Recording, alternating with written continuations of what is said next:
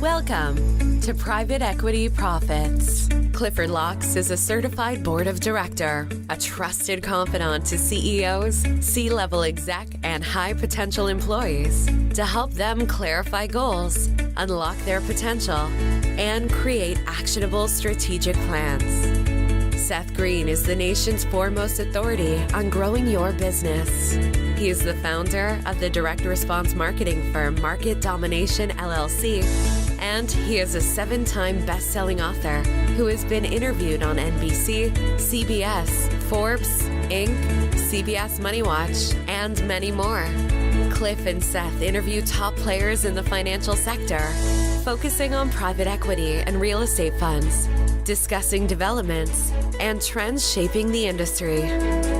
These experts will share with you how they've leveraged the power of equity funding to grow their businesses and increase profits, and how you can too. And now, here's your host, Cliff Locks.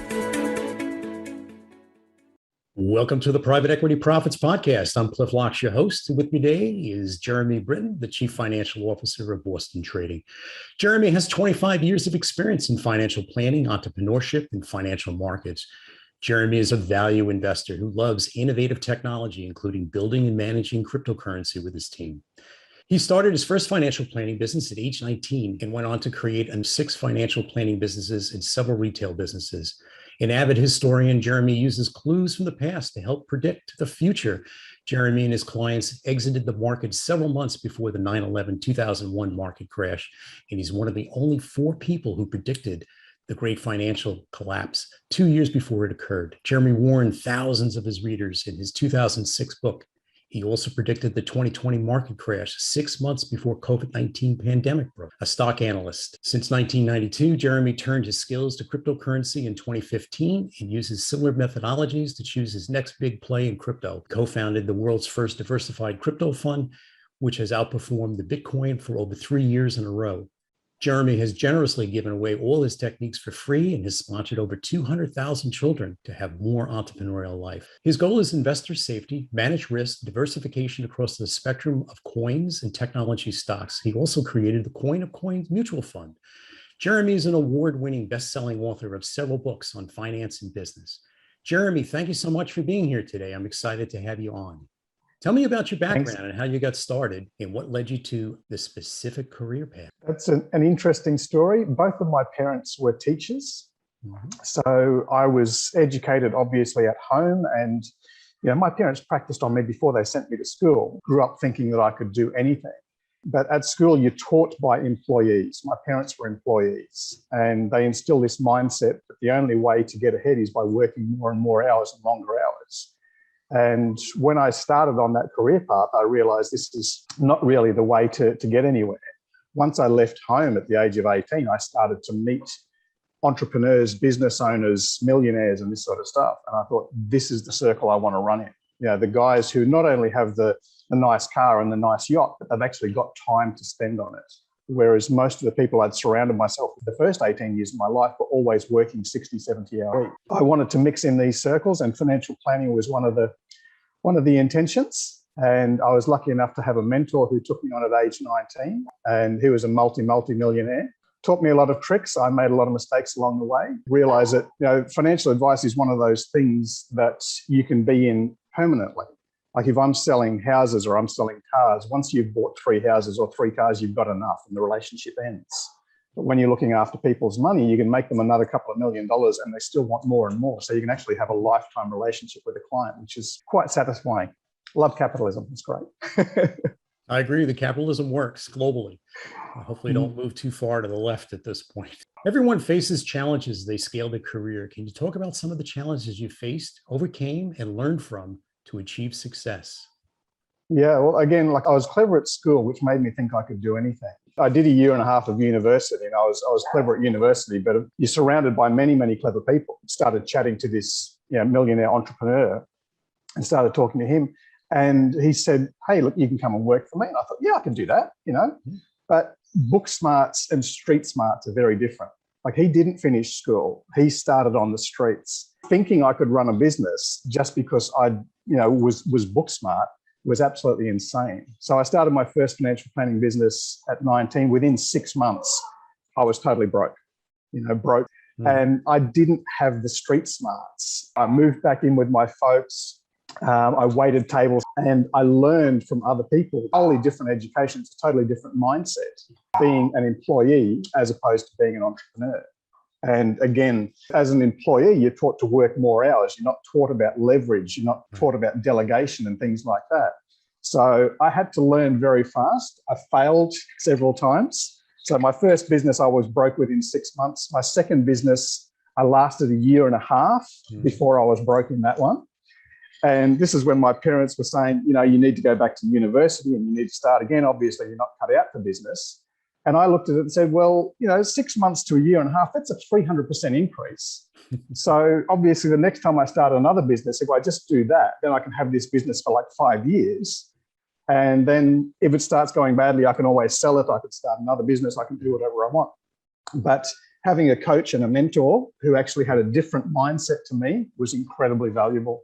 I agree with you. Mentoring is very important. You figured out to work with some of the high net worth individuals, bring forth an opportunity plus the knowledge. And you're a great listener. I want to salute you that you look at history and you have the ability to predict the future. We have a habit of repeating what happened in the past. A lot of us, sometimes don't listen, or it's to our advisors, but they're wise, because they understand the historical patterns of this. They got their fingers on the pulse. What has drawn you to specialize in direct and mutual funds?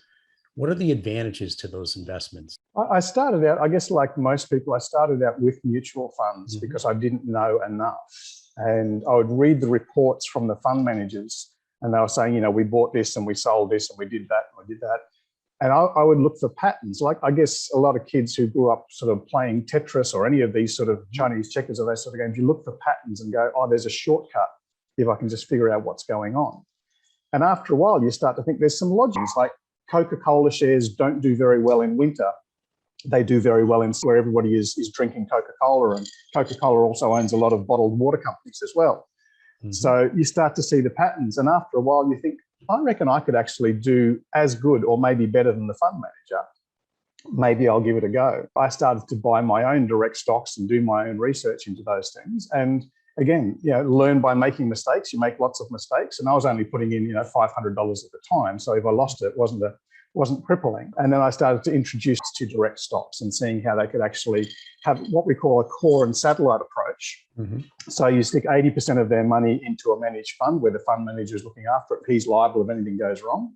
And then with the other 20%, you can afford to put into a few little speculative things that sometimes will lose. And it doesn't matter because it's only 1% of the portfolio. It sometimes will actually outperform and give you a high alpha return. That leads me to my next question. Jeremy, as you consider cryptocurrency as a wise alternative investment, what are the current trends shaping cryptocurrency? Where do you see this headed? Well, it's interesting. Like 2012 is when one of my friends got in. You're a financial planner. You should get into this. This is really stuff. And I'm like, nah, it looks like a scam. Dodgy to me. I don't know what it is. I don't understand it. It was only used by computer nerds. There was rumors about drug deals and things like that. And so I didn't take it seriously until a few years later when a few of my other financial mates were getting in and looking at this just based on scarcity. When I looked on in 2015 and we had staff sort of scattered around the world, we got people working for us who are in Fiji, in Africa, in India, in Indonesia. Paying these people would cost between 12 and 30% if you're using Western Union or traditional bank transfers and things like that. One time it cost me $79 to send $100 to one of our staff. And I looked at Bitcoin and thought, okay, I can actually email this money and it costs a fraction of a cent. So I bought like $500 worth of Bitcoin and then used it to pay our staff in other countries. And the funds transfer was incredibly cheap. I thought, this is great. I didn't see it as a store of value then. But then, I'd just buy another $500 worth of Bitcoin, another $500 worth of Bitcoin, and just keep it sitting there for when we needed to pay our clients. And of course, when other people started to catch on that funds transfer was significantly cheap, started to use it as well, which bid the price up. Right. And I famously bought $500 worth of Bitcoin. I paid someone $100. I paid out this. I ended up giving out $900 from the $500 I'd spent because Bitcoin was starting to increase in price. Very good. Okay, let's look at the rest of the market. Very good. And there's some really good projects because like to list on the NASDAQ or to list on the New York Stock Exchange or the Australian Stock Exchange, you've got to have at least $1 million just for listing fees and things like that. So there's a lot of projects who don't actually get to that stage. You think when Facebook was first founded or when Google was first founded, it was just a couple of guys in a garage. What crypto does is enable these people to actually start a project and basically sell stock in it without having to go through the process of listing on the stock exchange. I think it's a great opportunity for people to bring their ideas to the market. And we've got into some great little projects very early on when they were very cheap. The flip side of that is that anybody can list. Cointelegraph published in 2017 that 92% of the projects that came out in 2017 to 2018, 92% were scams. Wow. So it was just two guys in a garage who made up some rubbish, lied about it, and sold coins and then took the money and ran away. So you really needed to navigate and do the research to find out which projects are going to be around and which projects aren't. And again, there's the ability to seriously outperform. Some of our projects we got into early. They sat flat for a while, but then have returned 10,000%, 12,000%, 63,000%. But potentially very high return. And if you're one of the guys who first got into Facebook when Mark Zuckerberg was sitting in his dorm room, obviously you'd be a billionaire, but not very many people were invited to that meeting. That's where crypto gets the small projects. Yeah, huge potential, but you've just got to be very, very careful because it is a minefield. So the due diligence is critical. So working with an expert like yourself makes it a lot easier to have a cleaner, smoother ride through the crypto community at this point, because there is a lot of things out there, and that due diligence is key at this point. What do you see as the general trends shaping the markets now in the near future? What I would like to see, or what's actually happening, probably. Well, our listeners want to know what's forthcoming. There is some talk about regulation at the moment. The SEC is battling with who's the other guys? Ripple and a few others. Yeah, they are battling Ripple. There's some discussion over whether a cryptocurrency is a currency or whether it's a security or whether it's a stock, how it should be taxed, that sort of stuff. Projects who disappear, sadly, but the regulations I think will protect investors coming in, and that's a good thing because there are a lot of scams. At the moment, there's over 10,000 coins available on the market, and I would hazard a guess that probably it's not as bad as 92%, it's not as bad as 3/4 of them could potentially disappear, go bankrupt, or take your money. Zero value. You know, the stock market is regulated. And, you know, if we have crashes in the stock market, like when September 11 happened, they closed the stock market for 4 days because people were panic selling. But the crypto market can't be stopped. So it trades 24/7. You know, it's on Christmas Day, Easter Sunday, whatever. It's running all the time. There's no regulations. There's no police in place. There's no roadblocks. And that's why we can get, you know, 10,000% gains. If a stock went up by 300% in one day, the SEC would stomp on those guys that stop trading. They'd investigate what's going on. But with the crypto market, there's these amazing risks and amazing opportunities. I would like to see some legislation come in that actually benefits the investors. Excellent. And you know, if we can't regulate it because it's a worldwide market that cuts across borders, so you know, the US can't pass laws that are actually honoured in China or in Latin America or something like that. But perhaps a lot of education. And that's what we've been doing for the last 5 or 6 years is giving away our intellectual property, giving away the education. So it actually limits the risk to the average investor. That leads me to my next question. What are the current challenges facing the industry now, and how can our listeners overcome them? Well, there's a lot of challenges. Obviously, investing wisely is number one. I was having a chat with a client yesterday who's multi-millionaire and saying, I want to get into crypto for the first time. And I said, well, you know, be careful because it takes you a long time to make $1 million, whether you're, you know, doing it in investment property or whether you're waiting tables like I did. However you made your $1 million, it took you a while. But in the crypto market, it can take you about 10 seconds to lose it all. And there's a lot of stories about people who have lost, you know, hundreds of thousands of dollars just by buying into the wrong project or even transferring funds between their own wallet and they put in the wrong wallet address or they got scammed or whatever. So protecting your stuff is number one. And then looking to say, you know, how can I outperform? What can I do here? relying on, I guess the education that we give, that we provide, which we've always done free of charge, or otherwise, deal with a fund manager. Now, we were the first one into the space with a diversified crypto fund. There's now 3 in the world that I know of that are fully diversified. One of them actually invests in only 7 coins, and one of them only invests in the top 20. They're more secure, but perhaps less outperformance. And obviously, you don't want to buy into just Bitcoin or just Ethereum. And this is why I disagree with the mono funds, like the Grayscale have just got a Bitcoin trust or an Ethereum trust or something like that, because there's a lot in the bottom line.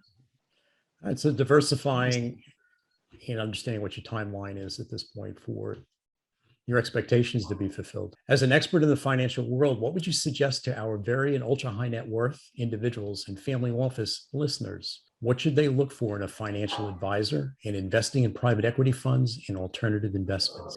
Bit of advice out there from some of the billionaires who have started to invest in crypto. And it's interesting, as I said before, it started off with the nerds. And then, just in the last sort of 12 or 18 months, billionaires invested in cryptocurrency, even entire countries investing in cryptocurrency. So when Tesla invests in Bitcoin, when Michael sailed into Bitcoin, when you got El Salvador saying this is now our reserve currency for our country, that's like, they can't stop it now because it's a country's currency. It can't be stopped, it can't be banned, it can't be edited like the internet. But Bitcoin is a serious player in the market, and it has significant advantages over gold. And this is why governments are going to start to move towards Bitcoin rather than the gold standard, which we enjoyed for hundreds, if not thousands of years.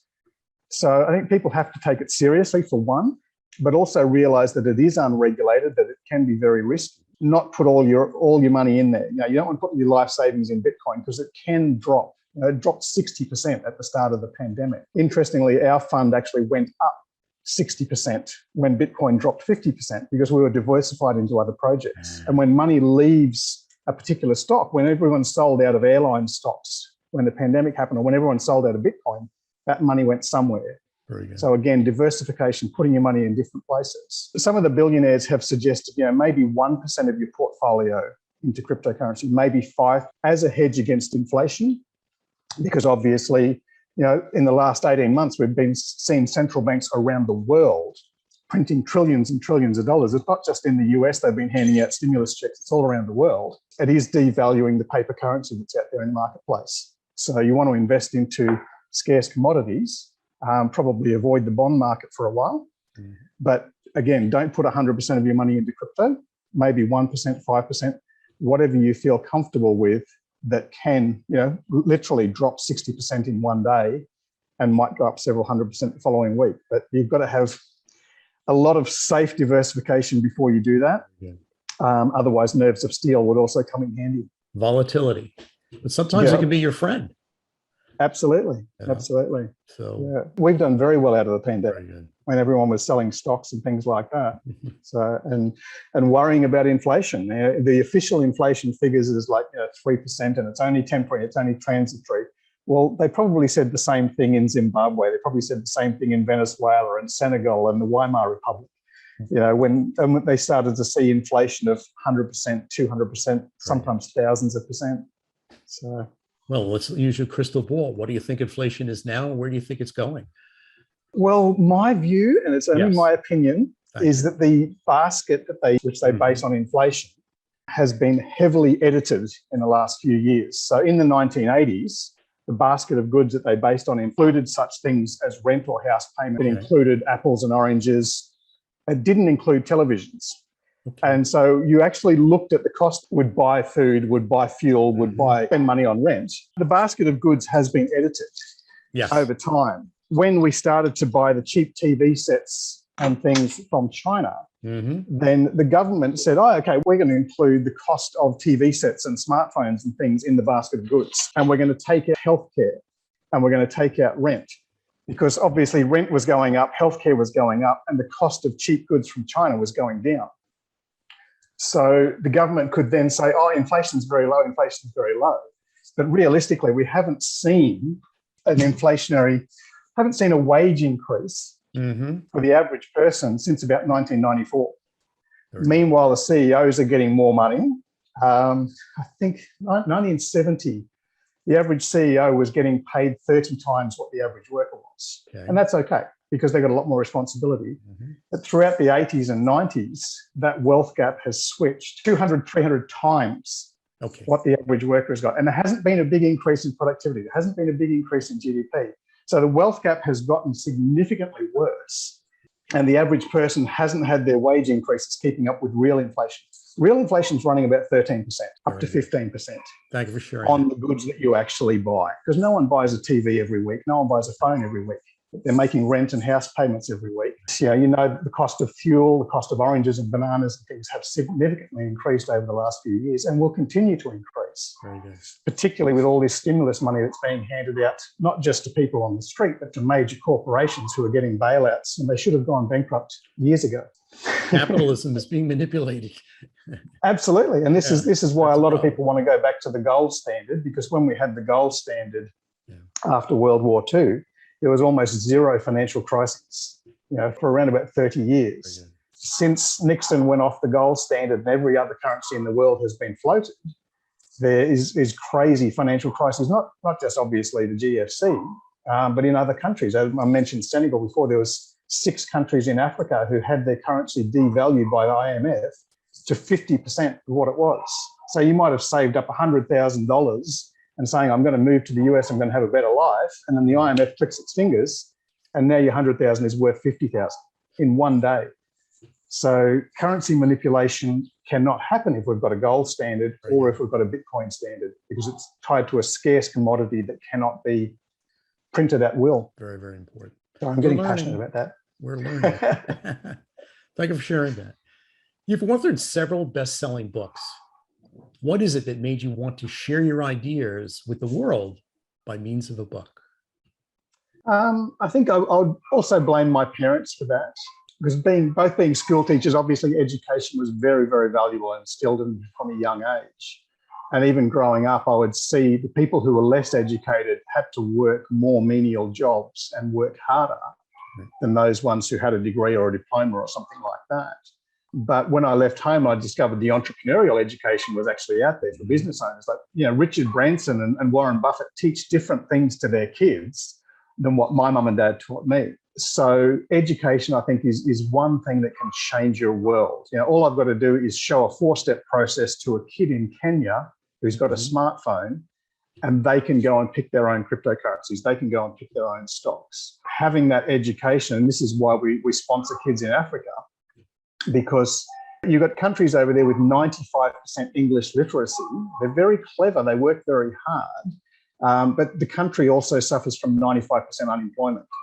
So we're having these very skilled people growing up and going to university, but they've got no hope of getting a job because there's not enough businesses in the country. Teaching these kids to say, if you can get your hands on a smartphone, if you can access the internet, you can run a business. You can set your own hours, you can set your own income, and they can be dealing with the global market rather than their local market. Yeah, any sort of education that's going to give you entrepreneurial skills or investment skills will literally change your life and change the life of your children and your children's children.